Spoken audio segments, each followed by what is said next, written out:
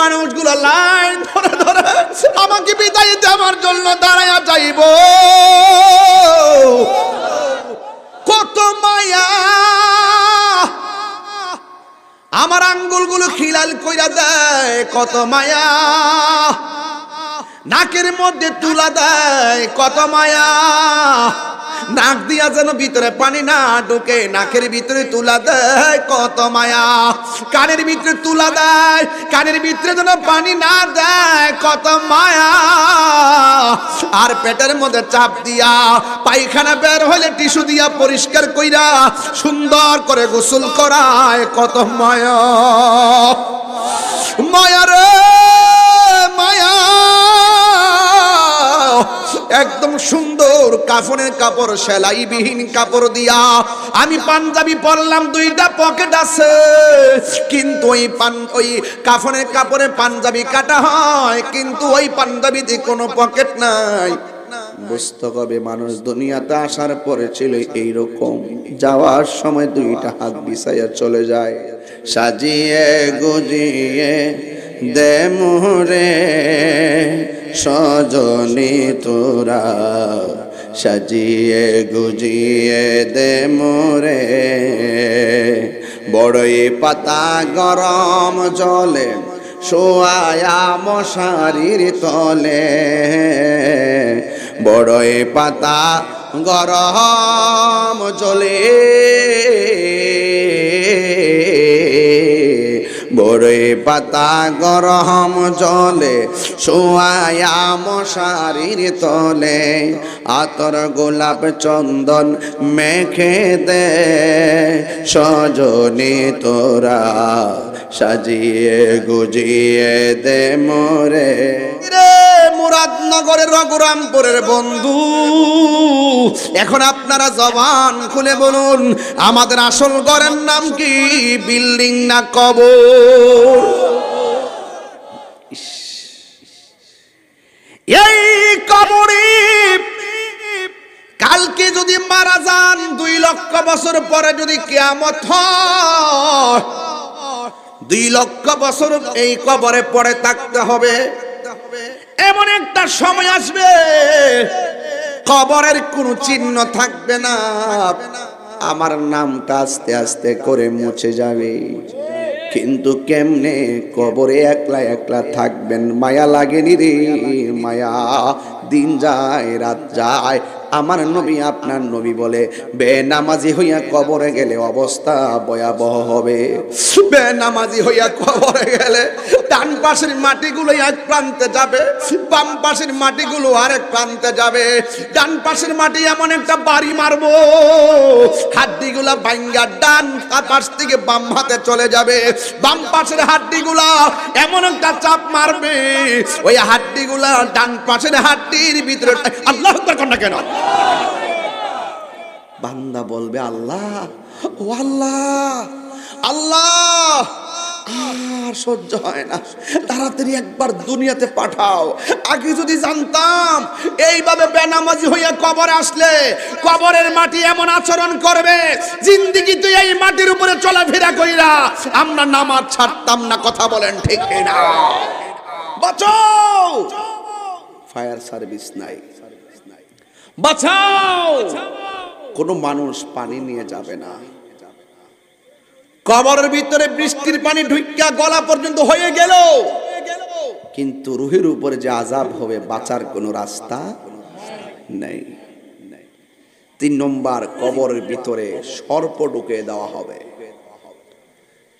সাপটার লম্বা হবে 450 কিলোমিটার। আল্লাহু আকবার বলবেন না? এই সাপটা এমন ভাবে সুবুল দিবে, আপনার কান্নার আওয়াজ, এই কষ্টের ভাগ আপনার সন্তান নিবে না। জাহাঙ্গীর সুন্নি মিডিয়া, সত্যের সন্ধানে আমাদের পথ চলা। আমি বলছিলাম অন্ধকার থাকলে আলোর প্রয়োজন আছে না নাই? বিশাল বড় মাঠ, রাতের বেলা ওয়াজ হবে, ইচ্ছা করলে আমাকে লাইটটা দিলে চলতো, কিন্তু আপনাদের লাইটটা দিয়ে মাঠটা আলোকিত করে দেওয়া হয়েছে। সুন্দর আলো জ্বলতেছে। আল্লাহ রাব্বুল আলামিন বলেন, আল্লাহু ওয়ালিয়ুল্লাযীনা আমানু ইউখরিজুহুম মিনাজ-যুলুমাতি ইলান-নূর।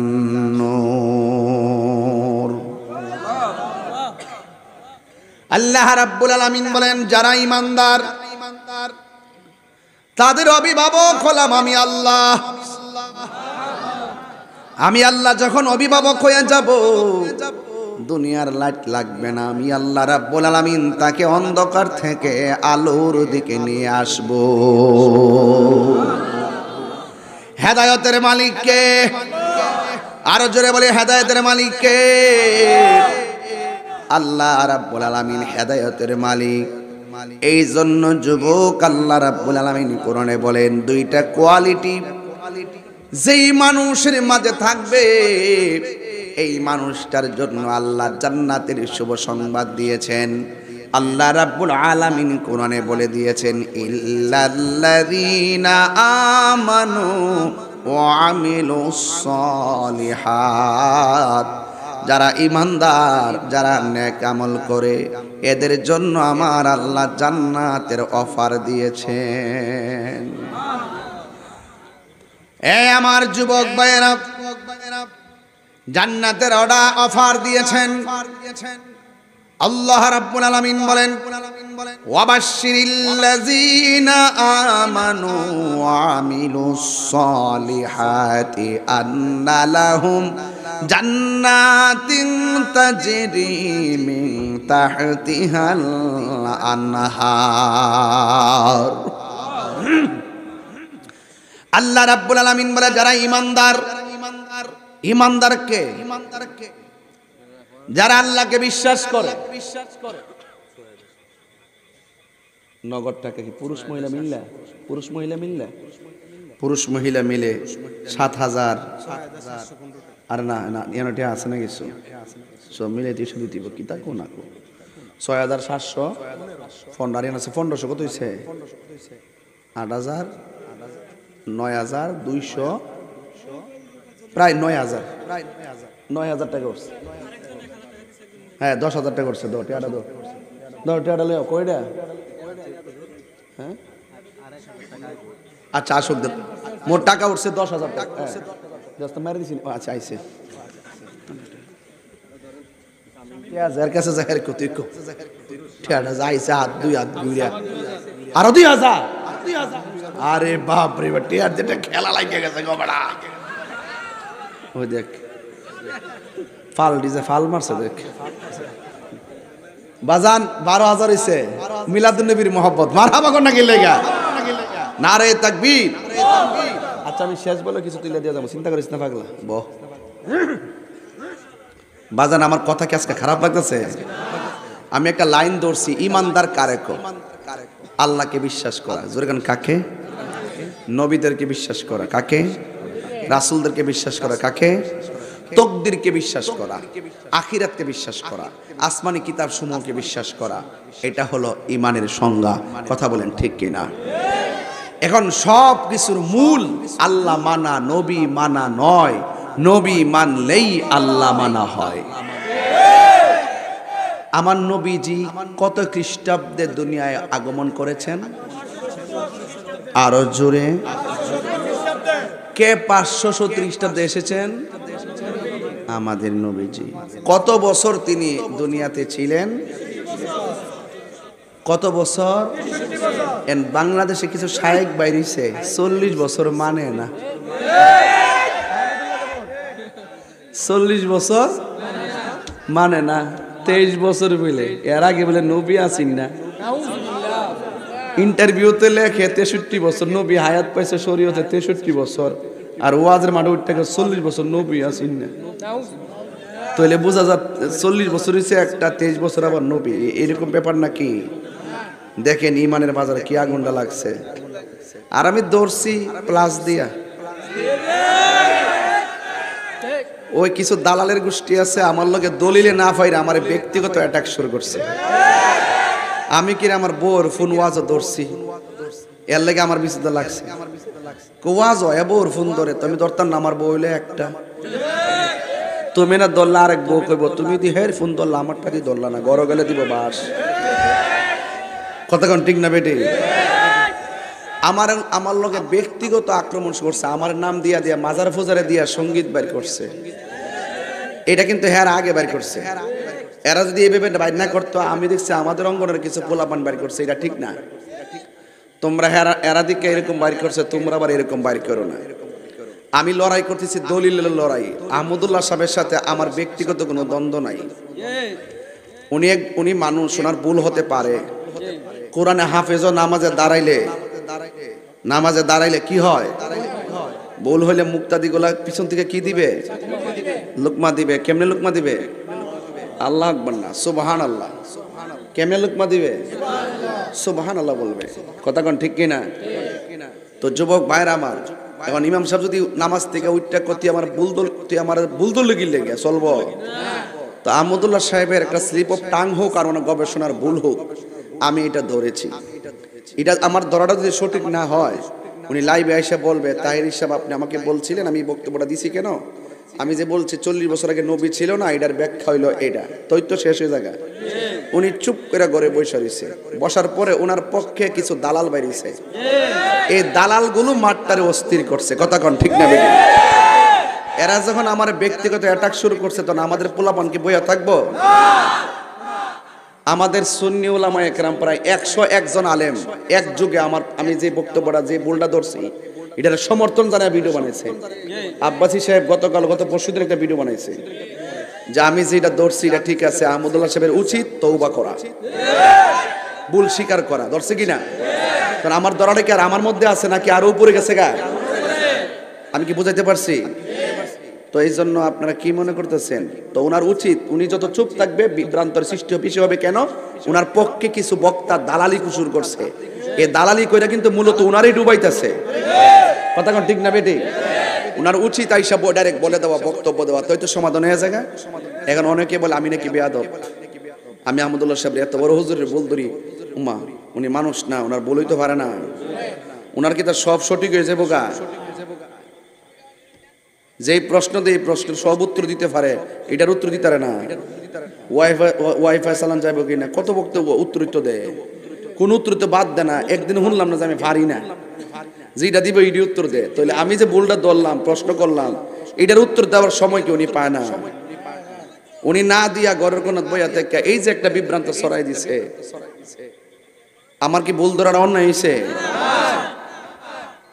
যতদিন তিনি নীরব থাকবে পরিস্থিতি তত গুলাটে হবে ঠিক কিনা যাই হোক আমি আশা করব আহমদুল্লাহ সাহেব আপনি এই ব্যাপারে সুস্পষ্ট বক্তব্য দেন আমি আবারও বলি আমার নবী যে দুনিয়াতে আসার আগেও নবী হিসেবে নির্ধারিত ছিল মা আমেনার মাস থেকে দুনিয়াতে আসছে নবী হিসাবে আসছে 40 বছর পরে ওহী আসছে কোরআন নাজিল হয়েছে নবুয়ত প্রকাশ পাইছে কিয়ামত পর্যন্ত আমার নবী থাকবে আমার নবীর পরে আর কোন নবী আসবে না এটাই সুন্নিদের আকীদা কথা কোন ঠিক না এর বাইরে যে আকীদা বলবে যে ব্যক্তি বলবে যে 40 বছর নবী ছিল না এটা হলো চুপা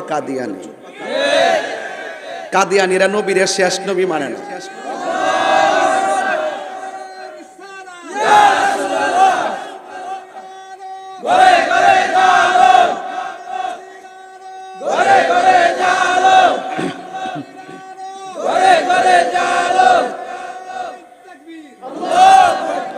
আমার বলছে একটা আকীদার কথা বলতাম এই জন্য আমি এখানে একটু ঢুকছি আর কি আকীদা তো ক্লিয়ার করতেই বল কথা কোন ঠিক কিনা এরপরে কিছু বক্তা আছে আমি তাদেরকে খুব জ্ঞানী মনে করতাম যেমন আমির হামজা আমি মনে করছিলাম লোকটা একটু সংশোধন হইব লোকটা আজ থেকে প্রায় 5 বছর আগে বলছে আমি যদি কামিল পাশা সার্টিফিকেট দেখাইতে পারি তিনি জীবনে ওয়াজ করতো না পরের সপ্তাহে আমি বাইরে আসলে কামিল হাদিস না কামিল ফিকহ সহকারে দাখিল থেকে কামিল ফিকহ পর্যন্ত সব ফার্স্ট ক্লাস সার্টিফিকেট আমি ওপেন করছি এরপর কিন্তু উনি ওয়াজ করতেছে তাইলে ওনার কথা মতো উনি মুনাফিক এই লোকটা ওই দিন কি কইলো শুনেন এই লোকটা বলতেছে নবী নাকি দুনিয়াতে আসার পরে 40 বছর পর্যন্ত নাকি সমস্ত মানুষ নবীকে নবী হিসেবে বলতো না দিন এক বলতো আব্দুল্লাহর বেটা মুহাম্মদ নাকি বলতো আব্দুল্লাহর বেটা মুহাম্মদ নাকি বলতো নবীজিকে নাকি 40 বছর কেউ নবী বলে ডাকে নাই এই নবীকে নাকি কেউ রাসূল বলে ডাকে নাই আমি রামজা সাহেব, আমরা নবীর নিয়ে এত গবেষণা করছি, আল্লাহর রহমতে আমরা সামনে টিকতেন না। আমি তাই আপনি চ্যালেঞ্জ গ্রহণ করেন আমার, আমি আপনার দেখাই দিব। 40 বছর আগে নবীকে নবী হিসেবে বলতো, খাতামুন নবীন বলতো, রহমাতুল্লিল আলামিন বলতো, রাসূল বলতো এবং নবী বলতো। দেখাইতে না পারলে গান কেটে জুতার তলা লাগাই দেব। কি মনে করেন, কি মনে করেন তাহিরিকে? ওয়াজের ধারা দিকে ভিন্ন, শুধু আপনারই তাফসির করতে পারে। আমরা যদি ওই স্টাইলের ওয়াজ শুরু করি, আপনারা টিকবেন না। আমরা একটা ধারায় ওয়াজ করি, নবীর প্রেম সম্মান নিয়ে ওয়াজ করি, শান টান গাই। এটারই মনে করছেন যে আমরা গান টান গাই নাকি? আমরা ওই বক্তা না যে চাপাবাজি কইরা বক্তা না। যদি আমার মানুষ হিসেবে ভুল হইতে পারে, কিন্তু আপনার উচিত আমাকে ভুল ধরায় দেওয়া। এখন যারা বক্তব্য দিতেছেন তারা স্টেজে উইটিকো আহমদুল্লাহ সাহেবের ভুল ধরতেছে তাহিরি, আমরা তো তাকে আলেমই মনে করি না। আর বেড়া প্রতি মাসে 90টা মাহফিল করি, তুই আমার আলেম মনে করস না? কি তার কথা? আমার কিন্তু দেখ, আমি শুধু দেখবার লাগে আমরা দাওয়াত করতো না। এই হাজার হাজার লোক যে বসে রয়েছে আর কি দেখার জন্য আইছে, তাহিরিকে জীবনে দেখছে না। তো আমার ওয়াজ যদি মানুষের যদি না শুনতো, এভাবে কি বসে থাকতো ঘন্টার পর ঘন্টা? যারা কি বোঝাইতে চাই, বোঝা গেল দালিলিক যুদ্ধে যারা পরাজয় বরণ করে শেষ পর্যন্ত তারা ব্যক্তিগত অ্যাটাক করে। আহমদুল্লাহ সাহেবের সাথে আল্লাহর কসম আমার ব্যক্তিগত কোনো বিরোধ নাই, এটা আকীদার বিরোধ। উনি একটু সুস্পষ্ট বক্তব্য দিয়ে দিলেই ফেস লাগে না। ওনার পক্ষের লোকগুলো ওনার পক্ষ নিয়ে এই বিভ্রান্তিকর বক্তব্য যত দিতেছে ততই গুমুর ফাঁস হইতেছে। কথা কোন ঠিক না বেটি? আপনারা বলেন যে আহমদুল্লাহ সাহেব খুব শিক্ষিত, ওকে। আমি কালকে ওনার উইকিপিডিয়া দেখলাম সার্চ কইরা, উনি মাদ্রাসা বোর্ডের কোনো সার্টিফিকেটই তার নাই। আমার তো দাখিল, আলেম, ফাজেল, কামেল, হাদিস, কামেল, ফেকা ওনার একটাও নাই। ওনার উইকিপিডিয়া দেখলাম যে এটা উল্লেখই নাই। কওমিতে পড়ছে, নাহবিবির পড়ছে, কিছু গুগল থেকে বাইর করে দলিল টলিল পড়ছে, বিভিন্ন প্রশ্ন নিজে তৈরি করে উত্তর দিয়ে মানুষ মনে করে যে উনি বড় শায়েখ। আমি ওনার যোগ্যতা নিয়ে প্রশ্ন করছি না। ওনারা যখন আমাকে বলে আমি আলেমই না, আমি কিছু না, আমি ডাবল টাইটেল পাস করার পর এর কাছে আমার কিছু মনে হয় না। আরেকবার আজ মাদ্রাসার গেটের কাছে গেছে না, ও কমিতে পড়ছে, কিছু নাহবিবির পড়ছে, বিভিন্ন উস্তাদের কাছে, এইগুলো নিয়ে পইরা কিছু কথাই পণ্ডিত আর কি, কথাই পণ্ডিত, কথাই পণ্ডিত তো ইবলিসও ছিল। কথা কোন ঠিক না বেঠে? তো সুতরাং শিক্ষাগত যোগ্যতা নিয়ে যদি হাতান, সবগুলার কিন্তু আমি জানি কদ্দুর আছে, আমরা ওই দিকে যাই না। রাস্তার ফকির যদি মাস্টার্স পাস নাও করে, কিংবা যদি সে বড় মাদ্রাসায় নাও পড়ে, তার ভিতরে যদি নবীর প্রেম থাকে, আমরা সেটাকে মূল্যায়ন করে থাকি। অনর্থক শিক্ষাগত যোগ্যতার উপরে কথা বলার চেষ্টা করবেন না, আমরা ফেলে দেওয়ার মতো কেউ না। আমি কি বোঝাতে পেরেছি? যাকে নিয়ে এত গর্ব করেন তাকে বললেন কামেল পাশে সার্টিফিকেট দেখাইতো, বললেন ফাজেল পাশে সার্টিফিকেট দেখাইতে কইলেন। কমি তো মান দিছে শুক্র 8 দিন হইছে, এখন তো কিছুটা মান পাইছে। ওনার তো এই মানটাও নাই, আগেই পাস করছে, কিছু লেখাপড়া করছে। তা আমরা এগুলো বলতে চাই না। আপনারা মুখ খুলবেন, আমরা কলিজার ভিতরে ঢুকিয়ে বের করে নিয়ে আসবো।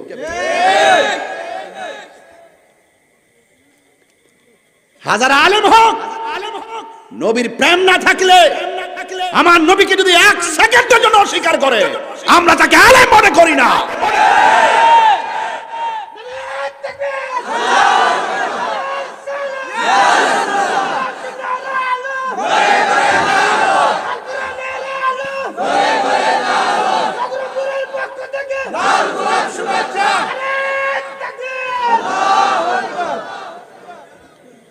আপনারা কি আমার কথায় কষ্ট পাইতেছেন? সম্পদের দাম বেশি না ঈমানের দাম বেশি? একটা মানুষ বেহেশতে যাইবে ঈমানের কারণে। নামাজ যে পড়ছেন কবুল হয়েছে কিনা জানেননি? রোজা যে রাখছেন কবুল হয়েছে কিনা জানেননি? হজ যে করছেন কবুল হয়েছে কিনা জানেননি? যাকাত যে দিয়েছেন কবুল হয়েছে কিনা জানেননি? তো কিছুই জানেন না। নামাজ কবুলের গ্যারান্টি কার্ড নাই, ওয়ারেন্টি কার্ড নাই। রোজা কবুলের গ্যারান্টি কার্ড নাই, ওয়ারেন্টি কার্ড নাই। হজ কবুলের গ্যারান্টি কার্ড নাই, ওয়ারেন্টি কার্ড নাই। তো আপনার আছে কি? আপনি বলবেন কোন কিছুর আমলের ওয়ারেন্টি কার্ড নাই, গ্যারান্টি কার্ড নাই। একটা গ্যারান্টি কার্ড আছে, একটা ওয়ারেন্টি কার্ড আছে। আমরা মুরাদনগরবাসী আমার নবীকে জানের চাইতে বেশি ভালোবাসি।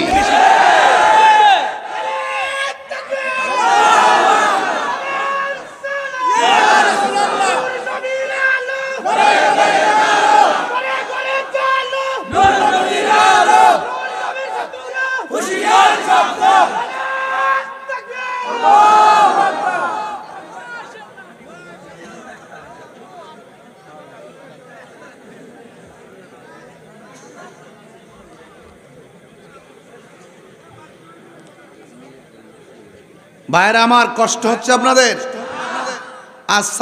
সুন্নাহ ফাউন্ডেশন খুললেই সুন্নি হওয়া যায় না। সুন্নি হইতে হয় সর্বগুণে আমার নবীকে জেনে মানার পর। মুখ খোলাবেন না। আমি বলছি কবরে নবী ছাড়া কেউ শেষ। আল্লাহ রাব্বুল আলামিন বলেন, ওয়াবাশশিরিল্লাযীনা আমানু ওয়া আমিলুস সালিহাতি আন্না লাহুম জান্নাতিন তাজরি মিন তাহতিহাল আনহার। আল্লাহ রাব্বুল আলামিন বলেন, আল্লাহ রাব্বুল আলামিন বলেন, আমি ঈমানদারদের জন্য জান্নাতের শুভ সংবাদ দিলাম, আর যারা নেক আমল করে আমি তাদের জন্য জান্নাতের শুভ সংবাদ দিলাম, যেই জান্নাতের নিচ দিয়া নহরগুলা প্রবাহিত। জোরে জোরে কি সুবহানাল্লাহ বলা যাবে না? এখন ঈমানদারের দাম কম না বেশি? ঈমানদারে কি মরণের ডরা? আজরাইল যখন ঈমানদারের কাছে আসে, রঘুরামপুরের দরজার মধ্যে দাঁড়াইয়া আজরাইল সরাসরি ঈমানদারকে সালাম দেয়। কি দেয়? সালাম দেয়। আন্দারপুরের মানুষ আমি, আন্ধার গড়ের বাসিন্দা। ও আল্লাহ, আমি এক পাপিষ্ট বান্দা। ঠিক কিনা? আন্ধার ঘরের রাস্তা সোজা, ঘাড়ের উপর পারের বোঝা। মসজিদের খাটের কথা মনে আসেনি? আন্ধার ঘরের রাস্তা সোজা, ঘাড়ে লইয়া পারের বোঝা। আল্লাহর রাসূল মুর্শিদি ভুজা, আল্লাহর রাসূল মুর্শিদি ভুজা। পাগল মনের দান্দা গো, ও আল্লাহ, আমি পাপিষ্ট বান্দা। ঠিক কিনা? এ বন্ধুরি, ও রঘুরামপুরের বাবা, ওয়াজ শুরু হয়ে গেল। আল্লাহ রাব্বুল আলামিন কয়, ঈমানদার নেক আমল ছাড়া দুনিয়ার যত মানুষ আছে সব ক্ষতিগ্রস্ত। দুনিয়া তো ক্ষতিগ্রস্ত, আখিরাত তো ক্ষতিগ্রস্ত। কন্ডিশন কি? কেন আল্লাহ ক্ষতিগ্রস্ত? আল্লাহ বলেন তাদের ঈমান নাই আর আমল নাই। ঈমান আমল ছাড়া মানুষগুলা পদে পদে ক্ষতিগ্রস্ত হয়ে যাবে। জোরে জোরে কে আল্লাহু আকবার বলা যাবে না?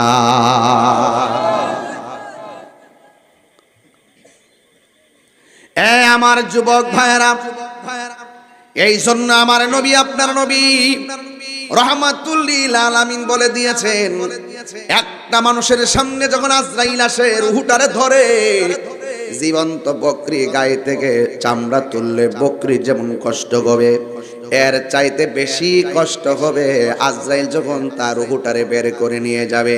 আপনারা জবান খুলে বলেন, হায়াতের মালিককে।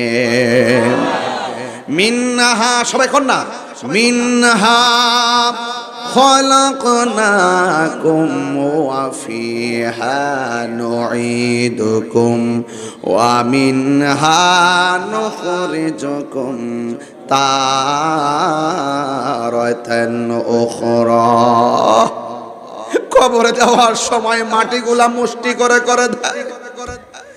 এক মুষ্টি মাটি নিয়ে পড়ে, মিনহা খলাকনাকুম, আরেক মুষ্টি মাটি নিয়া বলে ওয়া ফিহা নুঈদুকুম, আরেক মুষ্টি মাটি নিয়া বলে ওয়া মিনহা নুখরিজুকুম তাওরাতান উখরা।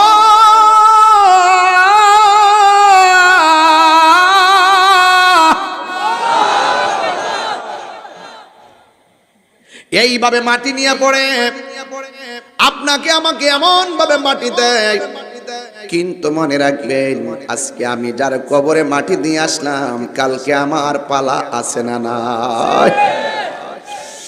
মানুষগুলা লাশ হইয়া যখন শুইয়া যায়, ও যুবক লড়তে পারে না। আল্লাহর হাবিব ডাক দিয়া বলে, একটা মানুষ যদি দুনিয়ায় জীবিত থাকা অবস্থায় 20 বার মরণের কথা খেয়াল করে, ওই দিন যদি লোকটা মারা যায়, আমার আল্লাহ তার মরণটাকে শহীদের খাতায় লিখে দেয়। লস আছে? আরো যারা লস আছে, এই মাটিতে আপনাকে দাফন করা হবে। আমার দাদাকে বিদায়ের যে আনুষ্ঠানিকতা, আমার আনুষ্ঠানিকতা বাকি। আমার দাদাকে বিদায় দেওয়ার আনুষ্ঠানিকতা যেমন হয়েছে, আমার আনুষ্ঠানিকতা এমনই হবে। কথা বলেন ঠিক কিনা? 1 নম্বর আনুষ্ঠানিকতা, মরণের সময় মরার পরে মাইক দিয়ে এলান হবে। 2 নম্বর আনুষ্ঠানিকতা, যাত্রা পরের বাজার থেকে কাফনের কাপড় চলে আসবে। 3 নম্বর আনুষ্ঠানিকতা, মসজিদের খাট আমার বাড়ির মধ্যে চলে আসবে। 4 নম্বর আনুষ্ঠানিকতা, আমার জন্য বড়ই পাতার গরম জল দিয়ে আমাকে গোসল দেওয়ানো হবে। 6 নম্বর আনুষ্ঠানিকতা, আমার লাশটাকে কাফন বাইন্ডিং করে খাটের মধ্যে তোলা হবে। এক কথা কোন ঠিক কি না কোন? 7 নম্বর গেল। 8 নম্বর আনুষ্ঠানিকতা, মানুষগুলো লাইন ধরে ধরে আমাকে বিদায় দেওয়ার জন্য দাঁড়ায়া যাইব। 9 নম্বর আনুষ্ঠানিকতা, কবরের মধ্যে আমার নামায়া দিব। 10 নম্বর আনুষ্ঠানিকতা, আমার লাশের উপরে ছানিগুলা দিবে, মাটিগুলা দিয়ে বিদায় হয়ে চলে আসবে। দাদারে বিদায় দেওয়ার জন্য যে আনুষ্ঠানিকতা ছিল, আমার আনুষ্ঠানিকতা এইভাবে শুরু হবে। গরম পানির জল করবে, গরম পানিটা দিয়ে আমাকে গোসল করানো হবে, কিন্তু বেশি গরম দিবে না, চামড়ায় যেন গরম না লাগে। অথচ তখন আমার অনুভূতি নাই, আমার ভিতরে রুহ থাকলে আমার অনুভূতি হতো। এরপর দুনিয়ার মানুষ আমাকে কত মায়া করে, মায়া রে মায়া, কত মায়া। আমার আঙ্গুলগুলো খিলাল কইরা দেয়, কত মায়া। নাকের মধ্যে তুলা দেয়, কত মায়া। নাক দিয়া যেন ভিতরে পানি না ঢোকে, নাকের ভিতরে তুলা দেয়, কত মায়া। কানের ভিতরে তুলা দেয়, কানের ভিতরে যেন পানি না দেয়, কত মায়া। আর পেটের মধ্যে চাপ দিয়া পায়খানা বের হইলে টিস্যু দিয়া পরিষ্কার কইরা সুন্দর করে গোসল করায়, কত মায়া। মায়া রে মায়া। একদম সুন্দর কাফনের কাপড়, সেলাইবিহীন কাপড় দিয়া আমি পাঞ্জাবি পরলাম, 2টা পকেট আছে, কিন্তু ওই কাফনের কাপড়ে পাঞ্জাবি কাটা হয়, কিন্তু ওই পাঞ্জাবিতে কোনো পকেট নাই। বুঝতে হবে মানুষ দুনিয়াতে আসার পরে ছিল এইরকম, যাওয়ার সময় 2টা হাত বিছাইয়া চলে যায়।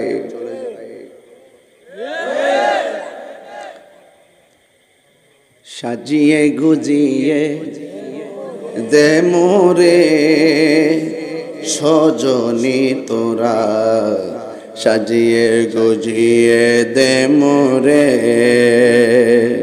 সাজিয়ে গুজিয়ে দে মোরে সজনী তোরা, সাজিয়ে গুজিয়ে দে মোরে।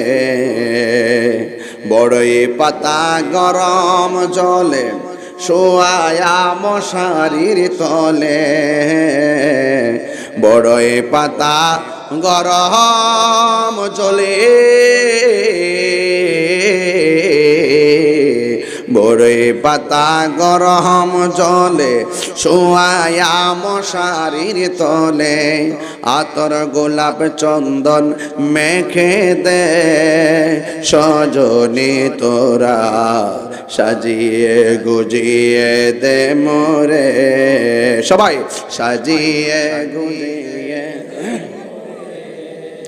সজনী তোরা সাজিয়ে গুজিয়ে দে মোরে এত রঙিন এত কাপড় কিছুই ভালো লাগে না মোর এত রঙিন এত কাপড় এত রঙিন এত কাপড় কিছুই ভালো লাগে না মোর সাদা কাফন আমায় পরাই দে সজনী তোরা সাজিয়ে গুজিয়ে দে মোরে জোরে জোরে কি আল্লাহু আকবার বলা যাবে না হাইরে মুরাদনগরের রঘুরামপুরের বন্ধু এখন আপনারা জবান খুলে বলুন আমাদের আসল ঘরের নাম কি বিল্ডিং না কবর এই কবরে কালকে যদি মারা যান 2 লক্ষ বছর পরে যদি কিয়ামত হয় 2 লক্ষ বছর এই কবরে পড়ে থাকতে হবে এমন একটা সময় আসবে কবরের কোনো চিহ্ন থাকবে না আমার নামটা আস্তে আস্তে করে মুছে যাবে কিন্তু কেমনে কবরে একলা একলা থাকবেন মায়া লাগেনি রে মায়া দিন যায় রাত যায় আমার নবী আপনার নবী বলে বেনামাজি হইয়া কবরে গেলে অবস্থা ভয়াবহ হবে বেনামাজি হইয়া কবরে গেলে ডান পাশের মাটিগুলো এক প্রান্তে যাবে বাম পাশের মাটিগুলো আরেক প্রান্তে যাবে ডান পাশের মাটি এমন একটা বাড়ি মারবো হাড্ডিগুলা ভাঙ্গা ডান পাশ থেকে বাম হাতে চলে যাবে বাম পাশের হাড্ডিগুলা এমন একটা চাপ মারবে ওই হাড্ডিগুলা ডান পাশের হাড্ডির ভিতরে আল্লাহু আকবার কোন না কেন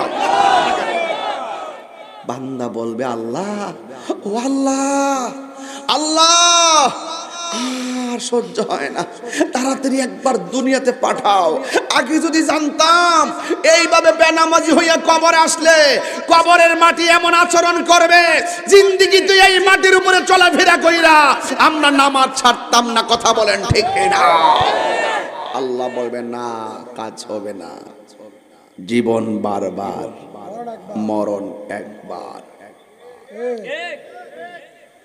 আর দুনিয়ায় যাওয়া হবে না আল্লাহ বলছেন হুম্মা ইলাইহি তুরজাউন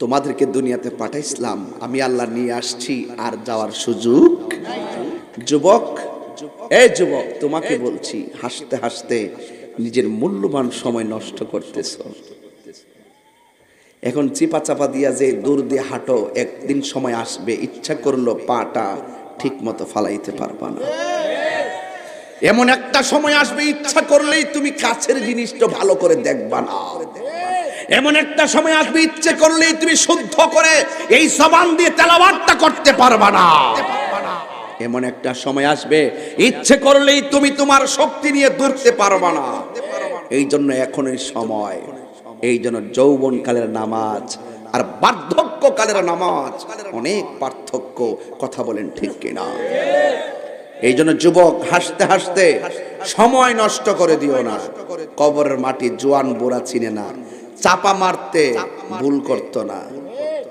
এমন চাপা মারবে কবরের মানুষ এমন চিৎকার মারবে এই কবরের কান্নার আওয়াজ যদি পৃথিবীর কোনো মানুষের কানের মধ্যে লাগতো ওই মানুষের কানটা ফেটে রক্তক্ষরণ হতে হতে মানুষটা মারা যেত কিন্তু তার কান্নার আওয়াজ কেউ শুনবে না আল্লাহু আকবার বলবেন না 2 নম্বর বেনামাজির কবর আযাব হলো ওই কবর ভিতরে জাহান্নামের হাওয়া ঢুকায় দেওয়া হবে এই জাহান্নামের হাওয়াটা দুনিয়ার আগুনের চাইতে 70 গুণ গরম। বাঁচাও, ফায়ার সার্ভিস নাই, বাঁচাও, কোনো মানুষ পানি নিয়ে যাবে না। কবরের ভিতরে বৃষ্টির পানি ঢুইকা গলা পর্যন্ত হয়ে গেল, কিন্তু রুহের উপরে যে আযাব হবে বাঁচার কোনো রাস্তা নেই। 3 নম্বর, কবরের ভিতরে সর্প ঢুকে দেওয়া হবে। সাপটার লম্বা হবে 450 কিলোমিটার। আল্লাহু আকবার বলবেন না? এই সাপটা এমন ভাবে সুবুল দিবে, আপনার কান্নার আওয়াজ, এই কষ্টের ভাগ আপনার সন্তান নিবে না। আমরা দেশে কিছু সুদখোর আছে, কয়া দিয়া যায় বালা মতো, বাপ ডাহে দিয়া যায়, সুদের টাকা লাগাইয়া যে কবরে যাইবেন, এই সাপ, এই যতটা টাকা সুদের টাকা খাইবেন, প্রত্যেকটা টাকা হাসরের মাঠে সাপে পরিণত হবে।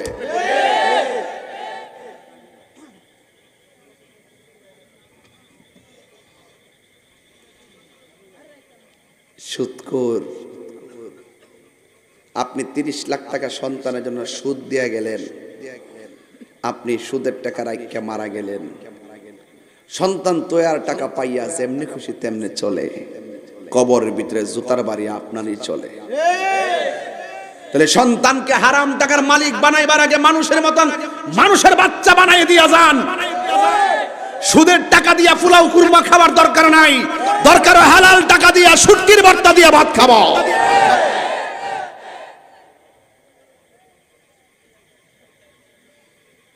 যেমনে মন চায় এমনি চলেন।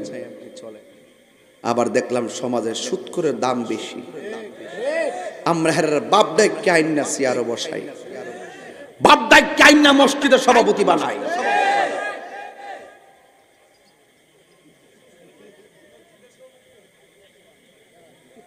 কিতা কস?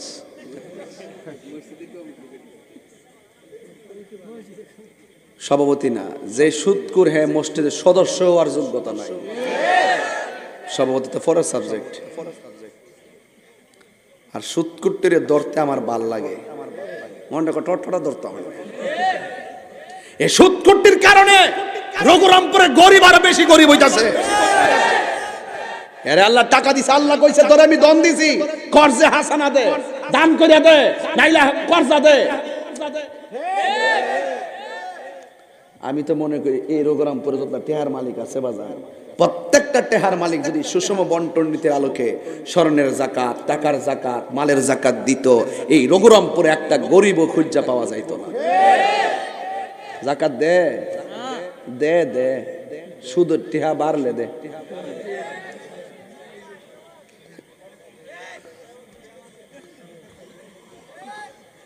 করোনা কি তো এমনি আইছে? মানুষ যখন জাকাত দেওয়া বন্ধ করে দেয়, আল্লাহ আসমান থেকে বৃষ্টি দেওয়া বন্ধ করে দেয়।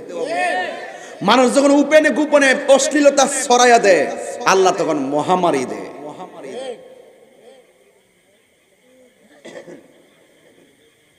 আপনার এলাকার তোর সুদখোর নাই? আস্তে কর, আস্তে কর,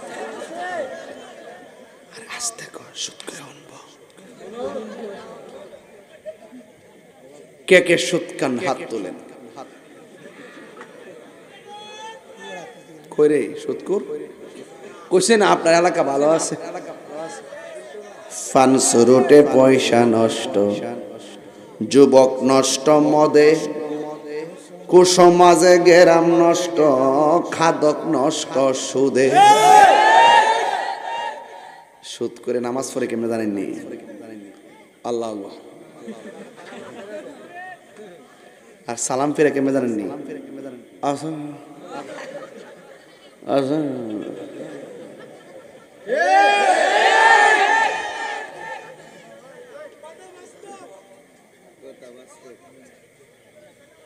আবার নিঃসুদ করে আমার দরে রে ফুলাফান্ডি করি, ফুলাফান্ডি আসত নি হাত না আমার রাখ রাখ, তোরা থাকলে চলবো।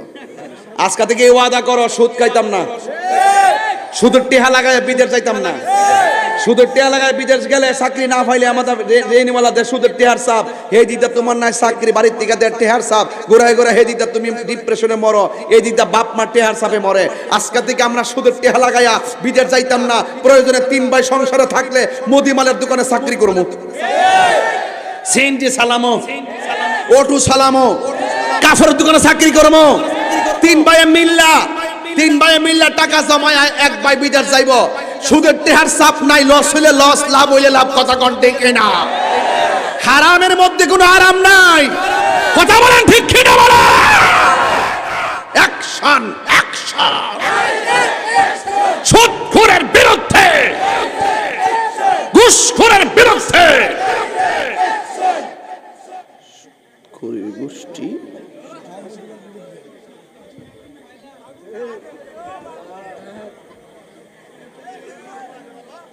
মুরব্বী বাবারা রাগ করেন না বাজান, রাগ করেন না বাজান, যা খাইছেন খাইয়া লাইছেন আর খায়েন না, কবরের জায়গাটা বালা না।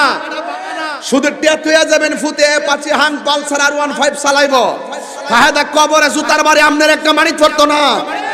তাহলে এই জন্য আমি এই টিহার মালিক বানাইতাম কি লেগা? দরকার শুটকির বর্দাদা ভাত খাবো, ফুলার কমু যে এই ফুলা চাকরি করে ভাত খা, মাটিকে একটা ভাত খা, সিন্ডি ছেলে খা। আরে বাড়া দেখবেন যারা সুদকা অতলা টিহার মালিক হইয়া 10-12 প্রকার আইটেম দিয়ে ভাত খা, কিন্তু ফাও হিয়ানো ফালাইতে গেলে হিয়ানো জায়গা ওই যে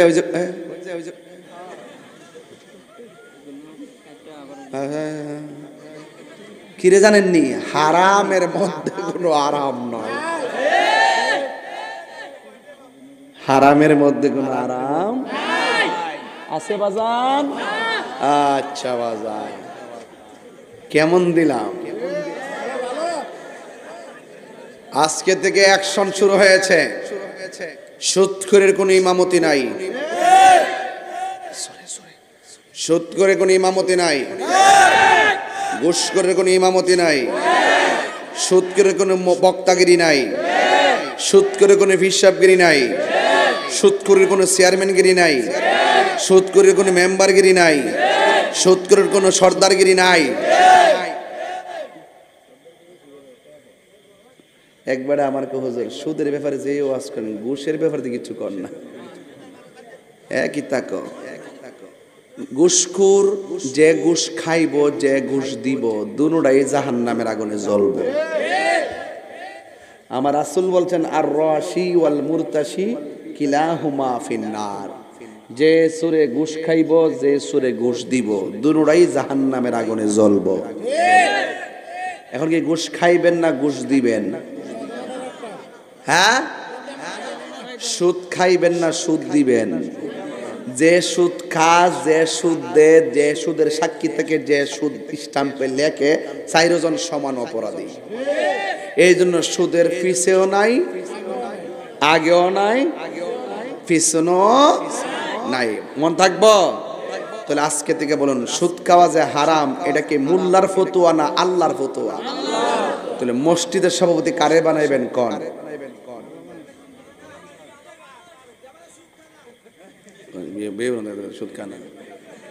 যদি ঘুষ খা, আমরা বানাবো ওই লোকটারে, যেই লোকটা দাড়িওয়ালা, 5 ওয়াক্ত নামাজিওয়ালা, আশেকে রাসূল, ওয়াক্তের নামাজ মিস করে না। এই লোকটা যদি কুদাল দিয়া মাড়িও কাটে, সর্বসম্মতিক্রমে তাকে সভাপতি নিয়োগ দেওয়া হলো। আর টেহাওয়ালারা যদি কোনো কাহিনী করে, সবাই মিলে আন্দোলন করবেন। তোমার মতন সুদ করে টাকা নিয়ে মসজিদে টাইলস লাগার প্রশ্নই আসে না। তোমার মতন সুদখোরের টাকা নিয়ে মসজিদের ফ্যান লাগানোর প্রশ্নই আসে না। তোমার মতন সুদখোরের টাকা নিয়ে টাইলস লাগানোর প্রশ্নই আসে না।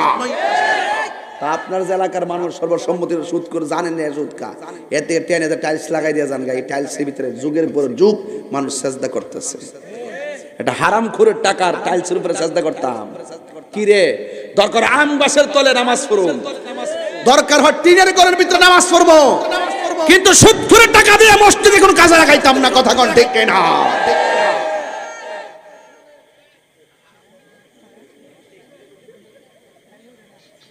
আমার আবার বাজান সুৎখুরের ধরতে আমার ভাল লাগে। এই সুৎখুরটির কারণে কিন্তু এই মহামারীগুলো আসে। করোনা কি এমনি আইছে? বাপ রে, যে কাউরা উঠছিল পরে ঘরের কোনাত নিয়ে ঢুকাই দিছে। এর চাইতো বড় বড় গজব আছে না নাই? করোনা জীবনে দেখছেন না এমন করোনা আয়ে গেছে। আবার এমন কিছু আইব ঘরে বয়া থাকলে ধরবো, সব করতে বাইরে হারিয়ে থাকবো। এতদিন তো বাইরের থেকে ভিতরে না ঢুকাইছে লকডাউন, এরপরে কি লগ আউট, এরপরে কি লগ আউট। কথা কোন ঠিক কিনা? যুবক ভাইরা আমার, এখন আজকে থেকে বলুন, সুদ খাবো? এই সুদ খাবো? সুদ খাওয়া কি হালাল না হারাম? এটা কি মোল্লার কথা না আল্লাহর কথা? কারা কারা সুদের পক্ষে হাত তোলেন? ওই দেখছিস নালামুত্রা, দেখছিস নালামুত্রা 7-8টা তুলে লেছি দি। আমি কই ওয়াজ করতেছি, আমার যেমন কিছু আইন না দেখাই। কারা কারা সুদের 7-8টা হাত তুলছে?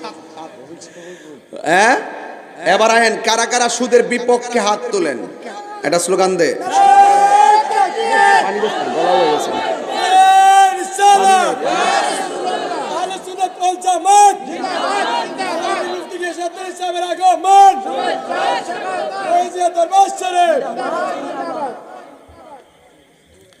এই কালা গেঞ্জি,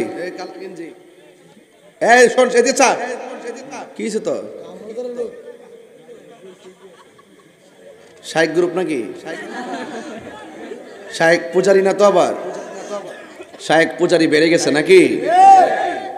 আমি বলি কি আর তারা বলে কি?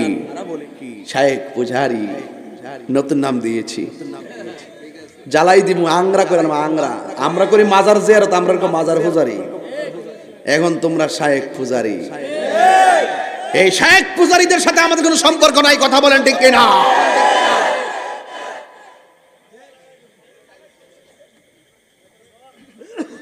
কি হবে আলেম হয়ে ইমাম সেজে, কইতাম নি?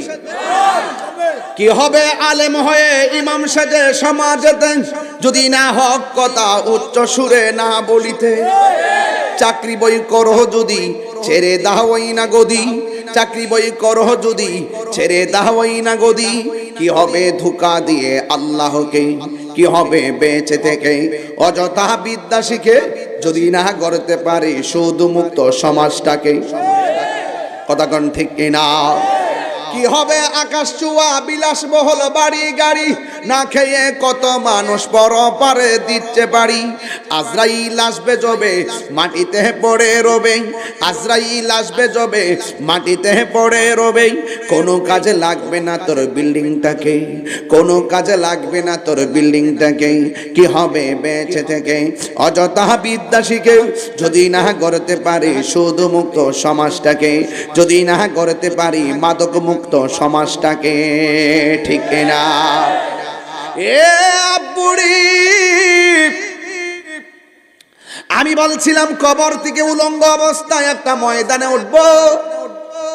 ওই ময়দানটার নিচে হবে তামার মাটি, মাথার 8 বিঘা উপরে থাকবে সূর্য।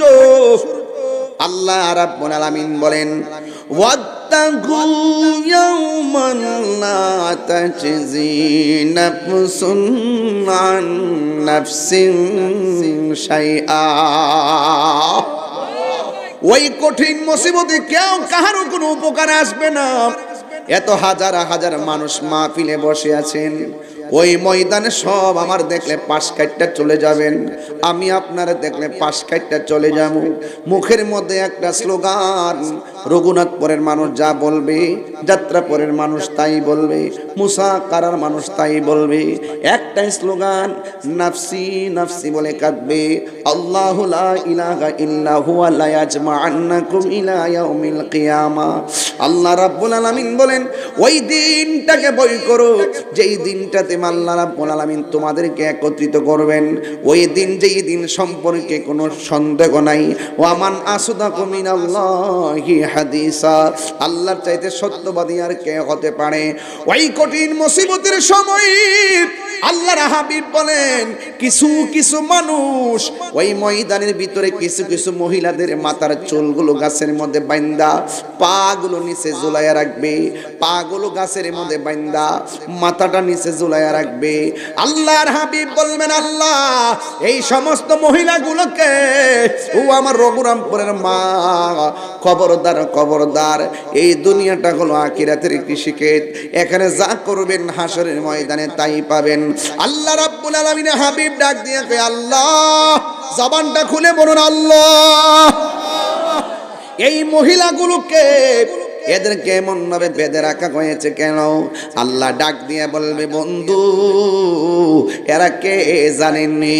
যারা দুনিয়ার জমিনে বেপরদায় চলাফেরা করেছে, এদের মাথার চুলগুলো বান্দা নিচে পাগুলা ঝুলাইয়া রাখা হয়েছে। আল্লাহর হাবিব দেখবেন কিছু কিছু বাচ্চা মানুষদেরকে আগুনের শিকল দিয়া বান্দা শাস্তি দিতেছে। এবার আল্লাহর হাবিব ডাক দিয়ে বলবে, আল্লাহ এরা কারা গো? জাহান্নামের আগুনের শিকল কেন তাদের গায়ের মধ্যে বেঁধে রাখা হয়েছে? হ্যাঁ বন্ধু, এই কবর থেকে হাসরে যাওয়ার পর ওয়া মিনহা নুখরিজুকুম তারাতান উখরা, ওই কঠিন মুসিবতকে ভয় করে নামাজ পড়েন, ওই কঠিন দিবসকে ভয় করে আপনি রোজা রাখেন, ওই কঠিন দিবসকে ভয় করে আপনি যাকাত দেন। আল্লাহর হাবিব বলবেন, আল্লাহ এরা কারা? তাদের গায়ের মধ্যে জাহান্নামের শিকল বাঁধা রেখেছে। এবার আল্লাহ রাব্বুল আলামিন বলবে, বন্ধু ও আমার বন্ধু গো, এরা কারা জানেননি গো? এরা হইল দুনিয়ার ওই সমস্ত বান্দা যারা দুনিয়ার জমিনে মার মনে কষ্ট দিয়েছে, বাবার মনে কষ্ট দিয়েছে, এই জন্য তাদের গায়ের মধ্যে জাহান্নামের আগুন লাগাইয়া দেওয়া হয়েছে।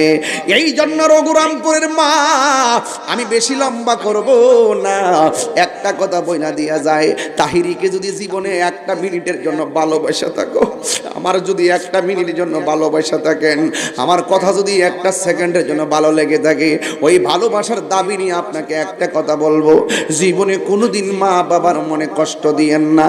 এই জায়গাটার মধ্যে কষ্ট দিলে দুনিয়া তো ভুগবেন, আখিরা তো ভুগবেন। যত কোটিপতি হন না কেন, মা বাপের মনে কষ্ট দিলে ফুলাও কুরমা খায়া ফ্যাট ভরবে, কিন্তু মনের শান্তি জীবনও পাবেন না। টাকা পয়সা বড় শান্তি না, সাতটা আইটেম দিয়া ভাত খাইলেই মনের শান্তি না। মনের শান্তি হলো আল্লাহ পাকের দয়া। মা বাবার মনে কষ্ট দিলে জীবনে কোনোদিন মনের শান্তি পাবেন না। কেন? আল্লাহ রাব্বুল আলামিন বলেন, ওয়া বিল ওয়ালিদাইনি ইহসানা, মা বাবার সঙ্গে সৎ ব্যবহার করো, অসৎ ব্যবহার করবা না। মা বাবারে ধমক দিয়ে কথা বলবা না। মা বাবার সঙ্গে ওয়াকুল্লাহুমা কওলান কারীমা, মা বাবার সঙ্গে সৎ ব্যবহার করবা।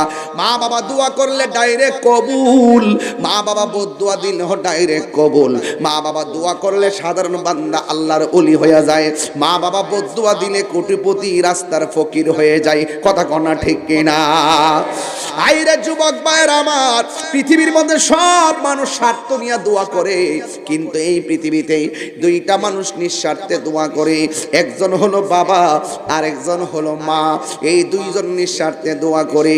এই জন্য আমি প্রতি মাহফিলের মধ্যে বলে থাকি, নিঃস্বার্থে ভালোবাসে শুধু আমার মা, ববে যার তুলনা নাই। নিঃস্বার্থে ভালোবাসে শুধু আমার মা, ববে যার তুলনা নাই। সেই মা তোমার চলে গেলে গো,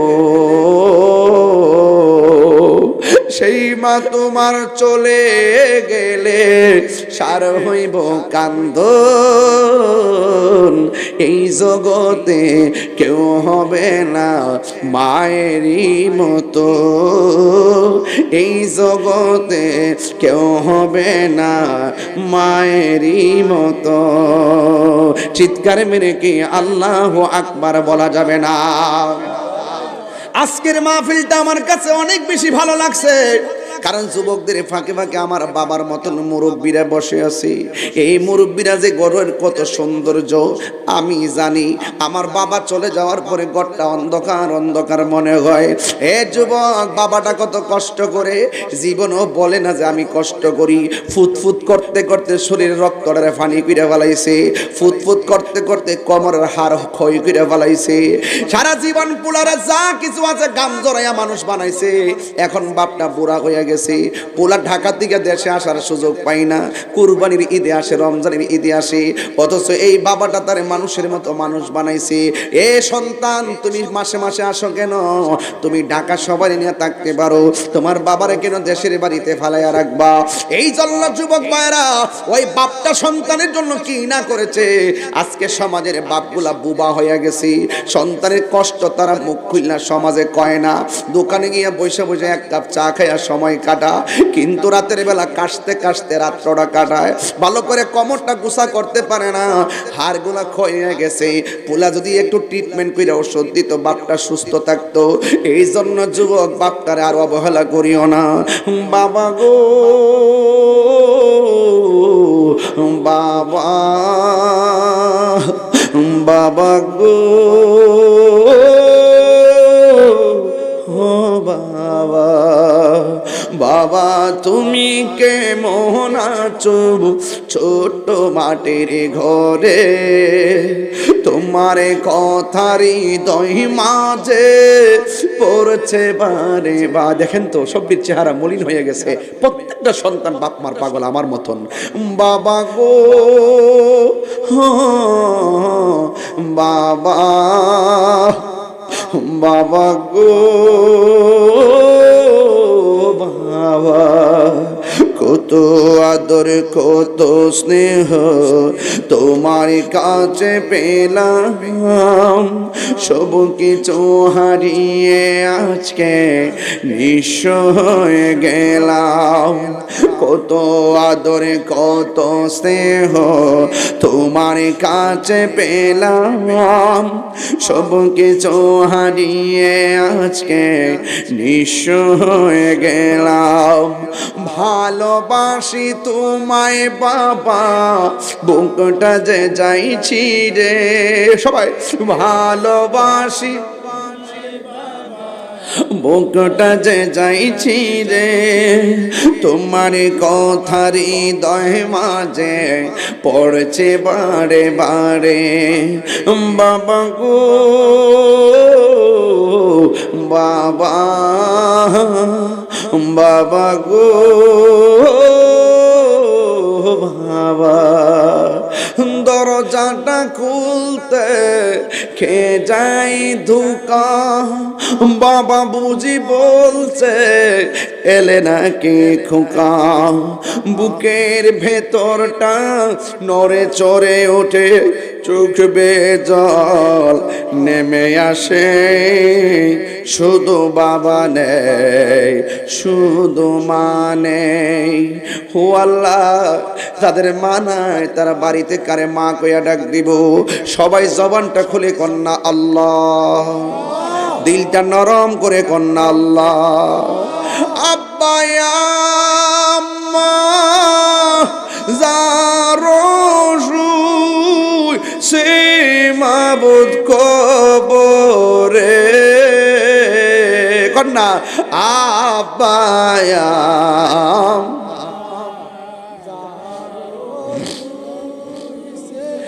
মাউত কবরে মাফু করে দাও দয়াল নবীর খাতিরে। মাফু গো দয়াল নবীর খাতির। বন্ধু নাই রে বান্ধব নাই, যে জাগায় আল্লাহ বন্ধু নাই রে। আল্লাহ আল্লাহ আল্লাহ, যে জাগায় সেই জাগার বন্ধু নবী মুস্তাফা সে যা বন্ধু নবী এই কবরেরই আযাব যদি মানুষ দেখিত ও কবরেরই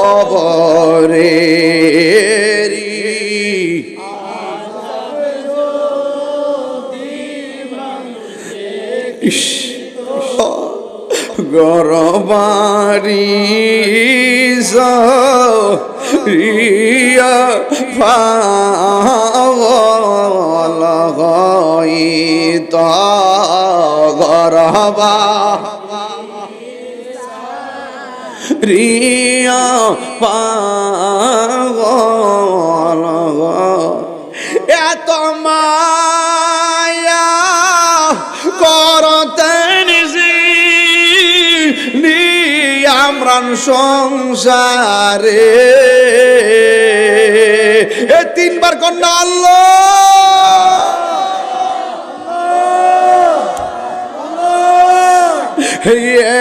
তো মায়া করতেন আমরা সংসারে আজ বুঝিরে শুয় রইছে কবরে আজ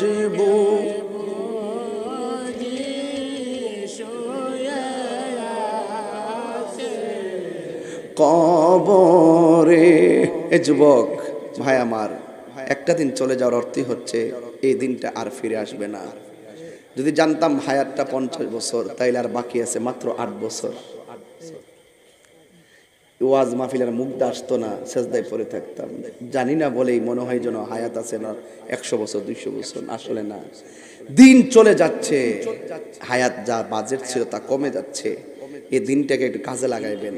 আল্লাহ যেন আমাদের সকলকে নবীর প্রেমিক হিসেবে কবুল করে হারাম থেকে বেঁচে থাকার তৌফিক দান করে, মা বাবার খেদমত করার তৌফিক দান করে। আজকে যারা এসেছেন এই মাহফিলের উসিলায় যেন এলাকার গুরুস্থানের কবরে আযাব মাফ করে। চিৎকার মেরে কোন আমিন।